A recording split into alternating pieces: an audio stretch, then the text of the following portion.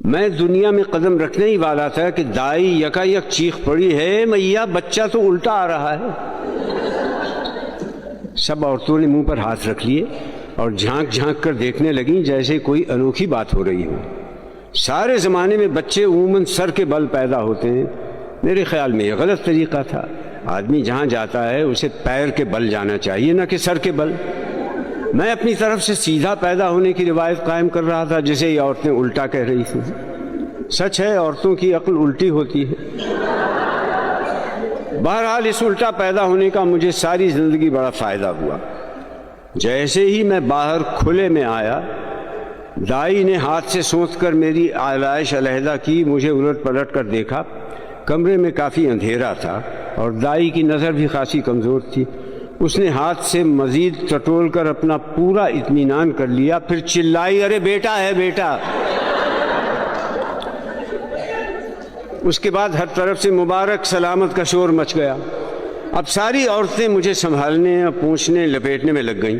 میری بوا بیچاری، میں اپنی والدہ کو بچپن سے بوا کہتا چلا آیا ہوں، ان کے حال پر چھوڑ دیا گیا۔ ان کے منہ پر تھکی تھکی سی مسکراہٹ تھی۔ کسی نے کہا اے آمنہ کو 5واں بیٹا مبارک ہو، تو مجھے پتا چلا کہ مجھ سے پہلے 4 حضرات اور بھی اس منزل سے گزر چکے ہیں۔ دینی رسم ہے کہ پیدائش کے بعد بچے کے کان میں اذان دی جاتی ہے۔ گھر کے سارے بزرگ اپنی اپنی روزی کی فکر میں گئے ہوئے تھے۔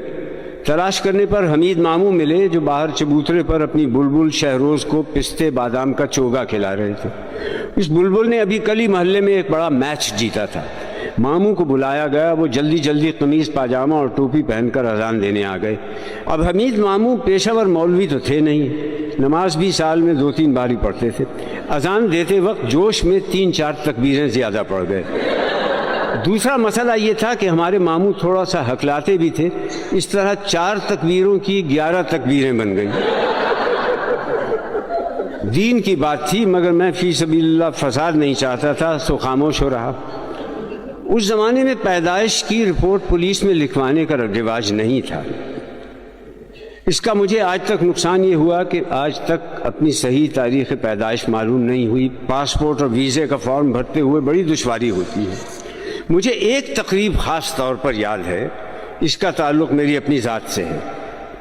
یہ میری ختنے کی تقریب تھی جو پتہ نہیں کیوں بڑی دھوم دھام سے منائی گئی۔ پورے گھر کی صفائی اور چونے کاری کی گئی اور اسے رنگین غباروں اور جھنڈیوں سے سجایا گیا۔ سارا گھر مہمانوں سے کھچا کھچ بھرا ہوا تھا، دیگیں کھنک رہی تھیں، ایک ہنگامہ برپا تھا۔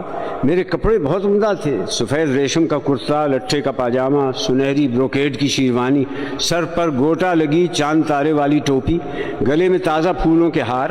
لوگ میری لیے طرح طرح کے تحفے اور کھلونے لائے تھے۔ بوا جانتی تھیں کہ میرے لیے بہترین کھلونا ایک دلہن ہو سکتی تھی، سو انہوں نے اس کا بھی انتظام کر دیا۔ ایک دور سے آئی ہوئی میرے رشتے کی کم عمر خالہ کو رنگین کپڑے پہنا کر ہار پھولوں سے تیار کر کے دلہن بنا دیا گیا۔ یہ میری زندگی کا سب سے بڑا دھوکہ تھا۔ ادھر میں زرق برق کپڑے پہنے اپنی دانش میں دولہا بنا ہوا تھا۔ حمید ماموں مجھے گود میں اٹھائے اٹھائے پھر رہے تھے۔ ہر شخص پیار و محبت سے پیش آ رہا تھا۔ میری کچھ سمجھ میں نہیں آ رہا تھا کہ کیا چکر ہے۔ تھوڑی دیر کے بعد ماموں بڑے بہلاوے پھسلاوے سے مجھے مردانے میں لے گئے۔ وہاں سارے مرد مہمان جمع تھے۔ درمیان میں ایک چوکی تھی جس پر گوٹے لگا پیلا کپڑا بچھا ہوا تھا، اوپر ایک سرخ دوپٹہ سائبان کے طور پر تنا ہوا تھا۔ اب ماموں جو مجھے اب تک گود میں لیے لیے پھر رہے تھے، انہوں نے یکایک مجھے اپنے ہاتھوں میں خاص طریقے سے جکڑ لیا اور لے کر چوکی پر بیٹھ گئے۔ میں گھبرایا کہ یہ کیا چکر ہے۔ سامنے دیکھا کہ محلے کا نائی فرش پر اس طرح اور اس قسم کی خطرناک چیزیں پھیلائے بیٹھا ہے۔ میں نے روحانسا ہو کر کسمسانا شروع کیا۔ ہر طرف سے شاباش شاباش، بڑا بہادر بیٹا ہے کی آوازیں آ رہی تھیں۔ اب میں نے مچلنا اور رونا شروع کیا۔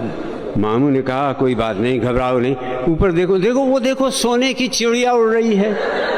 گھبراہٹ اور پریشانی میں جھوٹ جانتے ہوئے بھی میں اوپر کی طرف دیکھنے لگا۔ غفور نائی کا ہاتھ بہت پھرتیلا تھا، ایک لمحے میں اس نے نہ جانے کیا کیا، جلن سی ہوئی، گرم گرم خون ٹپکنے لگا۔ اس نے ریشم کی راکھ کا ایک چھینٹا مارا، میں چیخیں مارنے لگا۔ اتنے میں سارا معاملہ صاف تھا۔ ہر طرف سے مبارک سلامت کی صدائیں بلند ہونے لگیں۔ مجھے ہاتھوں ہاتھ اندر زنانے میں لے جایا گیا۔ میرے رونے چلانے سے بوا پریشان تھی، مگر دوسری عورتوں نے مجھے ہاتھوں ہاتھ لیا اور ایک تیار بستر پر لٹا دیا۔ چند عورتوں نے مضبوطی سے میرے ہاتھ پاؤں جکڑے ہوئے تھے، تحفے میں آئے ہوئے کھلونے میرے ارد گرد ڈھیر کر دیے گئے۔ یہ تجربہ مجھے سالوں تک نہیں بھولا۔ میں جب بھی کسی کو سجا بنا دولہا دیکھتا تھا